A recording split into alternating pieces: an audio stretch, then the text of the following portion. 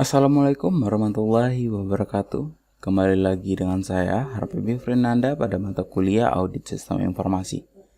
Pada sesi ini kita akan membahas salah satu dari topik dari Computer Assisted Audit Tool and Technique. Pada sesi ini kita akan membahas itu adalah dengan kontrol aplikasi. Di sini nanti kita akan bahas itu ada kontrol input, kontrol proses, dan kontrol outputnya. Kontrol input adalah komponen pengumpulan data dari sistem informasi yang bertanggung jawab untuk data-data yang akan disimpan ke dalam sebuah sistem atau diproses ke dalam sistem. Dan kontrol input ini itu dirancang untuk memastikan bahwa transaksi yang ada, yang berlangsung, itu adalah valid, akurat, dan lengkap. Dan prosedur input ini dapat berupa sumber dokumen yang diacu. Itu ada dokumen trigger atau direct input.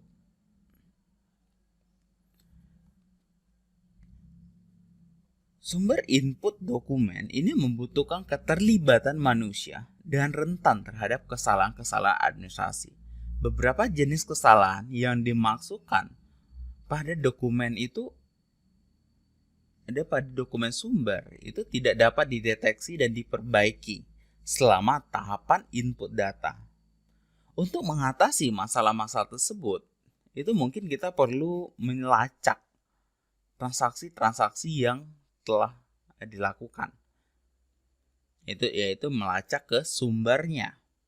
Itu untuk memperbaiki kesalahan input langsung atau direct input tadi.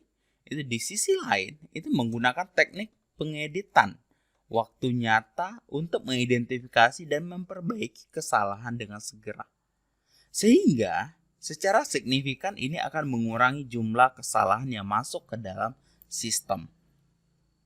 Jadi, kita bisa sederhanakan input control ini adalah sebuah prosedur yang diprogram juga yang kita gunakan istilah biasanya sebagai editing atau validasi kontrol.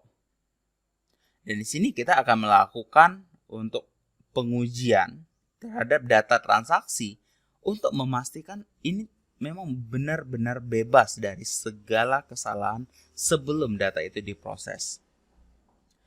Dan di sini kita akan melakukan interrogation field dengan melibatkan prosedur yang diprogram untuk memeriksa karakteristik data pada field. Kesalahan input itu pada umumnya adalah kesalahan transkripsi. Yang terjadi itu adalah pemotongan atau penggantian dan penambahan dari data. Seperti contoh, kalau untuk pemotongan itu dengan kode sebelumnya itu adalah 1, 2, 3. Dan kemudian kita potong, itu berarti jadi 1, 2. Yang 3-nya hilang. Kalau penambahan kita tambah 1 digit di belakang atau 1 karakter di belakang. Atau di depan, itu ada 1, 2, 3, sampai 4 mungkin. Sedangkan penggantian kita ganti menjadi karakternya 1, 2, 4. Itu ada transkripsi. Dan kemudian ada kesalahan transposisi. Itu adalah kesalahan pada tempat. Dan masalah-masalah ini itu dapat kita kontrol. Itu dengan melakukan cek digit. Pada cek digit ini itu kita dapat melakukan pertama adalah missing data. Jadi kita harus melakukan cek pada data-data yang hilang. Di sini kita bisa menggunakan pemeriksaan pada blank space atau ruangan yang kosong atau spasi yang kosong. Dan kemudian kita melakukan numeric alphabet check. Untuk pemeriksaan numeric alphabetnya, ini di sini kita akan mengidentifikasi data dalam bentuk form yang salah atau input yang berbeda atau input yang salahnya. Dan kemudian ada limit check test. Di sini kita akan cek dengan tes batasannya dengan jumlah melebihi yang diizinkan. Kalau seandainya digit yang diizinkan itu hanya 3, kita input 4. Gitu. Ini adalah untuk limit check test. Dan kemudian ada rank check. Di sini kita akan mencoba untuk melakukan input itu dengan menggunakan lebih dari batas atas dan kurang dari nilai batas bawahnya. Apakah ini masih diterima atau tidak? Itu adalah untuk melakukan pengujian pada rank check. Dan kemudian ada validity check. Di sini kita akan membandingkan nilai aktual dengan nilai yang dapat diterima. Kontrol validasi input ini dimaksudkan untuk mendeteksi kesalahan dalam data transaksi sebelum data diproses. Prosedur validasi paling efektif ketika dilakukan sedekat mungkin dengan sumber transaksi. Namun, tergantung pada jenis teknologi yang digunakan. Validasi input itu dapat terjadi di berbagai titik dalam sistem. Misalnya dalam beberapa prosedur validasi memerlukan referensi terhadap file master pada saat ini. Sistem yang digunakan memproses secara real time atau memproses secara sistem batch. Dengan file master itu diakses dengan memvalidasi pada data pada tahapan input. Dan gambar ini itu menjelaskan untuk validasi secara real time atau secara batch. Jika sistem ini menggunakan proses batch dalam file berurutan, record transaksi yang divalidasi harus terlebih dahulu diurutkan dalam urutan yang sama dengan file master. Memvalidasi pada tahapan input data dalam kasus ini mungkin memerlukan proses tambahan yang cukup besar nantinya. Oleh karena itu, sebagian hal yang praktis sebelum modul pemrosesan sebelum diperbaiki record file masternya itu harus melakukan beberapa prosedur validasi. Pendekatan ini itu ada seperti pada gambar ini. Masalah dengan teknik ini adalah bahwa transaksi itu dapat diproses sebagian sebelum kesalahan data terdeteksi. Berurusan dengan sebagian transaksi yang lengkap tentunya akan memerlukan prosedur penanganan kesalahan khusus. Nah, di sini kita akan membahas itu adalah teknik kontrol. Teknik kontrol itu ada beberapa teknik kontrol. Di sini itu adalah record interrogation dan field interrogation. Record interrogation di sini adalah record prosedur interogasi yang memvalidasi seluruh catatan dengan memeriksa keterkaitan nilai-nilai nilai-nilai pada filenya. Pada record interrogation ini itu ada 3 tes yang dijalankan di sini, yaitu yang pertama adalah reasonable check, kemudian ada seek check dan sequence check. Reasonable check ini akan menentukan apakah nilai dalam satu bidang atau satu field, satu bagian fieldnya yang telah melewati pemeriksaan batas dan pemeriksaan rentang atau ranknya. Wajar jika dipertimbangkan bersama dengan untuk field data lainnya dalam record. Misalnya, tingkat gaji karyawan itu ada $18 per jam.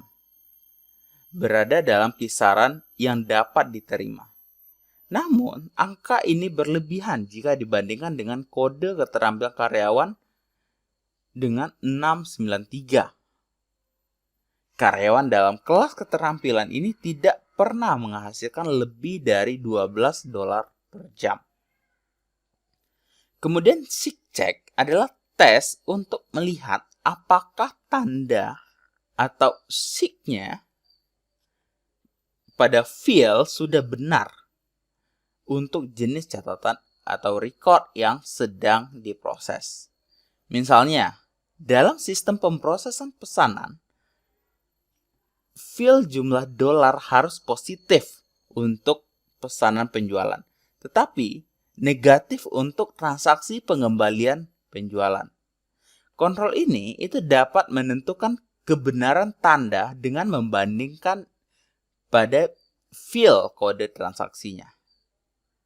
Dan kemudian ada sequence check, pemeriksaan urutan yang digunakan untuk menentukan apakah suatu record ini rusak atau bermasalah. Dalam sistem batch, yang digunakan field master berurutan, ada field transaksi yang sedang diproses harus diurutkan dalam urutan yang sama dengan key utamanya dari file master yang sesuai. Persyaratan ini itu sangat penting untuk logika pemrosesan program pembaruan. Oleh karena itu, sebelum setiap catatan transaksi itu diproses, urutannya harus diverifikasi dulu relatif terhadap catatan atau record sebelum diproses. Dan berikutnya adalah interrogation file. Ya, tujuan dari interogasi file ini adalah untuk memastikan bahwa file itu benar-benar sedang diproses oleh sistem.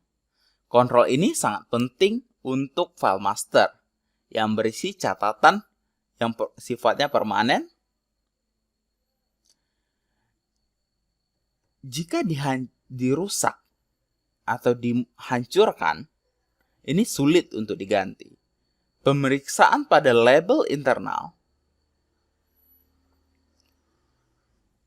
memverifikasi bahwa file yang diproses adalah benar-benar yang diminta oleh program. File yang disimpan itu pada disk biasanya disimpan secara offline di repository tab-nya. File-file ini itu memiliki label eksternal yang mengidentifikasi mereka dengan nama dan nomor seri tertentu. Dan kemudian dikirim ke repository disk dan operator.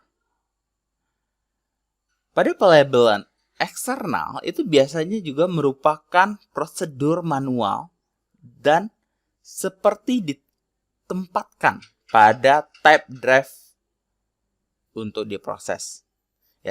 Ya tergantung pada bagaimana file itu digunakan.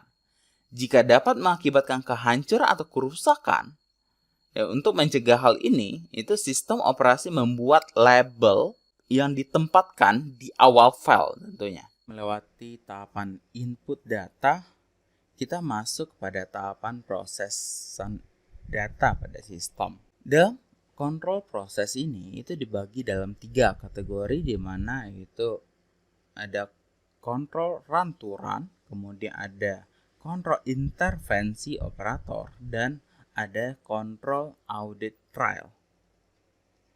Untuk kontrol run to run ini menggunakan angka batch untuk memantau batch ketika bergerak dari satu prosedur yang diprogram.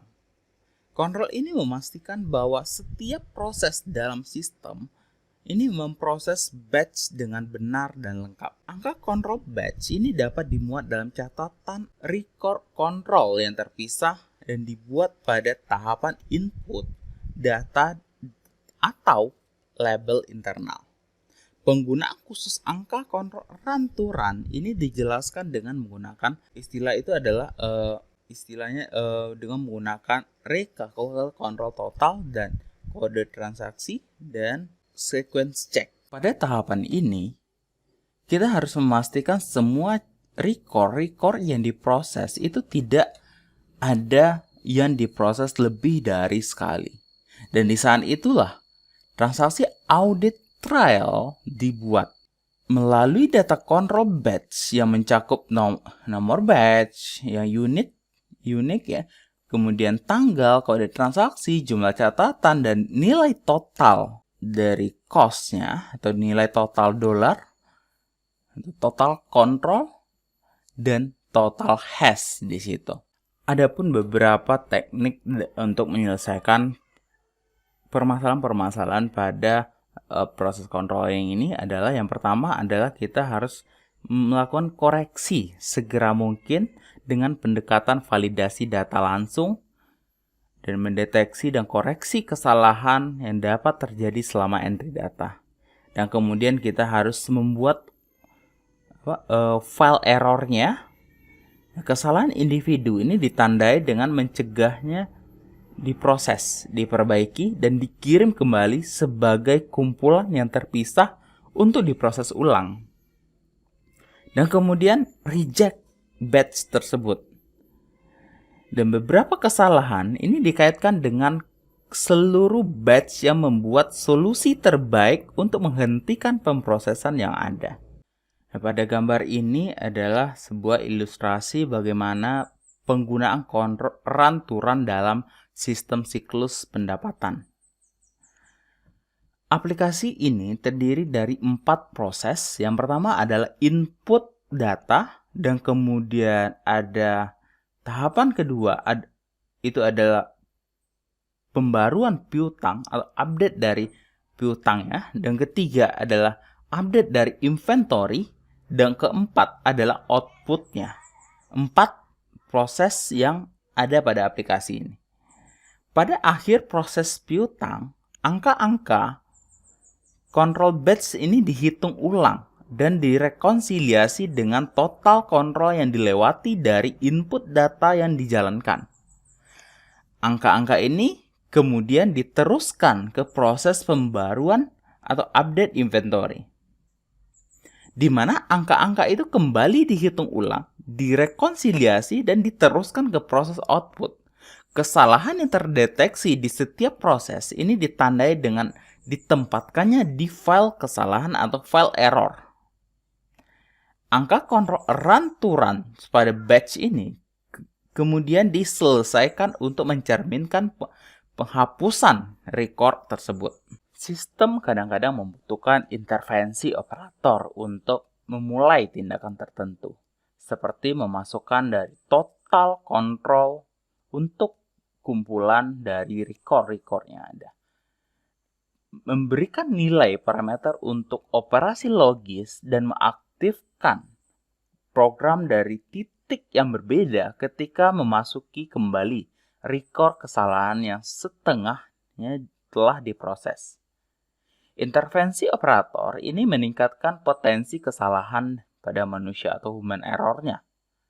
Sistem yang membatasi intervensi operator melalui kontrol intervensi operator sehingga kurang rentan terhadap kesalahan pemrosesan. Meskipun mungkin mustahil untuk menghilangkan keterlibatan operator sepenuhnya, nilai parameter dan titik awal program harus sejauh mungkin diturunkan secara logis atau disediakan untuk sistem melalui tabel pencarian. Prevention pada audit trial ini memiliki tujuan penting dari pengendalian proses. Dalam sistem akuntansi, setiap transaksi harus dapat dilacak melalui setiap proses dari sumber ekonomi hingga penyajiannya dalam laporan keuangan. Dalam lingkungan otomatis, jejak audit ini dapat menjadi terfragmentasi dan sulit untuk diikuti. Dengan demikian, menjadi penting bahwa setiap operasi besar yang diterapkan pada transaksi ini didokumentasikan secara menyeluruh. Nah, ini adalah contoh teknik yang digunakan untuk melakukan audit trial pada sistem akuntansi berbasis komputer. Log transaksi ini adalah setiap transaksi yang berhasil diproses oleh sistem yang harus dicatat pada log transaksinya. Ini berfungsi sebagai jurnal nantinya. Dan gambar ini kita bisa perhatikan, itu ada 2 alasan yang membuat log transaksi ini. Yang pertama adalah log transaksi adalah catatan transaksi permanen. Nah, file transaksi ini tervalidasi yang dihasilkan dari tahapan input data biasanya. Ini merupakan file sementara setelah diproses. Record pada file ini dihapus untuk memberikan ruang bagi kumpulan-kumpulan transaksi berikutnya.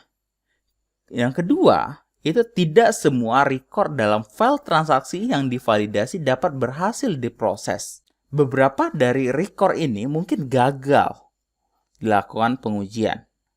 Pada tahapan proses selanjutnya, log transaksi hanya boleh berisi transaksi yang berhasil.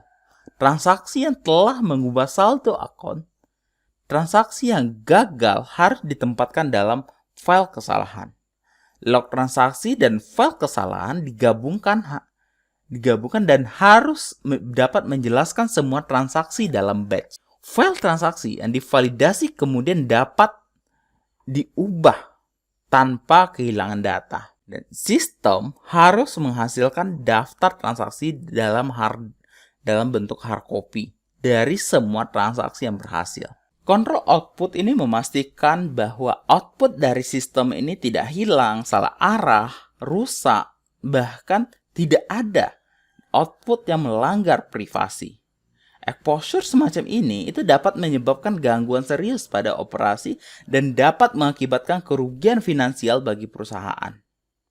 Seperti contoh, jika kita melakukan pengecekan pada hasil sistem, ini sistem akan melakukan pencarian kas perusahaan yang hilang, yang salah arah, yang rusak, atau akun perdagangan atau tagihan yang tidak dibayar. Ini tentunya dapat merusak peringkat kredit perusahaan dan mengakibatkan diskon, bunga, atau biaya penalti yang akan hilang.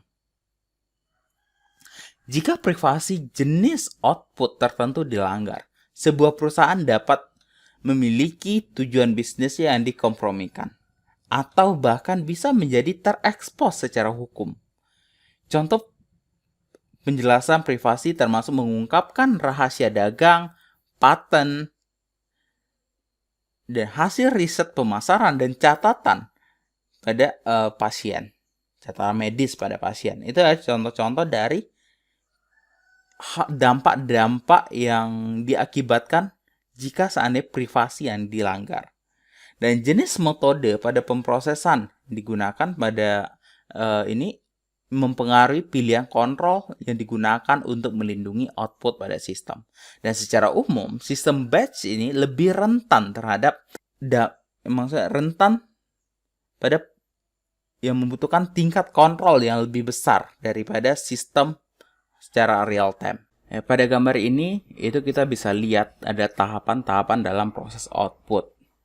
Output dihapus dari printer oleh operator komputer, dipisahkan menjadi lembaran, dan dipisahkan dari laporan lain. Ditinjau kebenarannya oleh petugas kontrol data dan kemudian dikirim melalui surat antar kantor ke pengguna akhir. Setiap tahapan dalam proses ini adalah titik penjelasan potension yang berpotensi di mana output dapat ditinjau, dicuri, disalin, atau bahkan salah arah, salah tujuan. Exposure tambahan ada pada saat memproses dan mencetak yang salah dan menghasilkan output yang tidak dapat diterima oleh pengguna akhir atau end usernya. Laporan yang rusak atau sebagian rusak ini sering dibuang ke tempat sampah. Penjahat-penjahat yang bidang komputer atau orang-orang yang tidak bertanggung jawab telah banyak berhasil menggunakan limbah atau dokumen yang salah seperti ini untuk mencapai atau mendapatkan tujuan ilegal mereka. Ya, sekian penjelasan dari aplikasi kontrol. Jika seandainya ada yang bingung, yang ingin ditanyakan, silakan ditulis di kolom komentar. Ya, kita diskusikan di sana. Saya akhiri sampai di sini. Assalamualaikum warahmatullahi wabarakatuh.